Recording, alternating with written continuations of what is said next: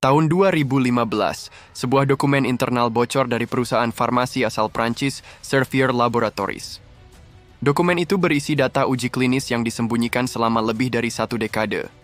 Obat bernama Mediator, yang sejak tahun 1976 dipasarkan untuk penderita diabetes, ternyata memiliki efek samping fatal. Lebih dari 2.000 orang dilaporkan meninggal akibat kerusakan jantung yang dipicu konsumsi jangka panjang. Namun selama hampir 30 tahun, obat tersebut tetap beredar di pasar Eropa dengan dukungan otoritas regulasi nasional yang mengabaikan data internal perusahaan. Mediator baru ditarik dari pasar pada tahun 2009. Laporan investigasi resmi oleh Komisi Parlemen Prancis menyebut kasus Mediator sebagai salah satu skandal medis terbesar dalam sejarah modern Eropa. Servier terbukti menyembunyikan risiko obat dari publik dan regulator. Pengadilan Paris pada tahun 2021 menjatuhkan hukuman kepada perusahaan dan beberapa eksekutifnya. Namun, kerusakan telah terjadi. Ribuan orang menjadi korban sistem yang seharusnya melindungi mereka. Skandal ini bukan kasus tunggal. Di Amerika Serikat, Purdue Pharma memasarkan obat opioid bernama OxyContin sejak tahun 1996. Obat ini diklaim aman untuk nyeri kronis dan memiliki risiko kecanduan yang sangat rendah.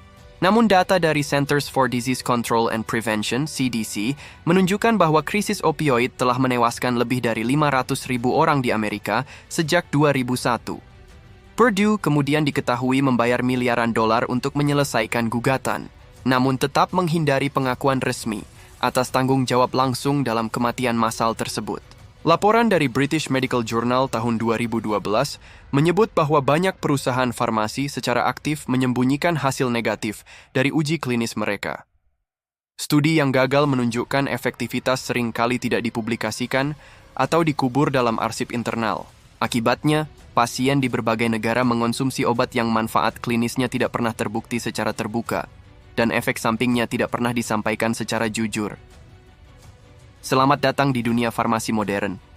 Sebuah industri yang menyelamatkan jutaan nyawa, namun di saat yang sama menyembunyikan catatan kematian di balik tabel statistik dan laporan keuangan. Ini bukan teori konspirasi. Ini fakta yang terdokumentasi dalam pengadilan, laporan jurnal medis, dan pengakuan dari whistleblower di dalam sistem itu sendiri. Dan selama industri ini didorong oleh laba, bukan penyembuhan, maka penyakit bukan lagi masalah yang harus diselesaikan, melainkan pasar yang harus dipertahankan.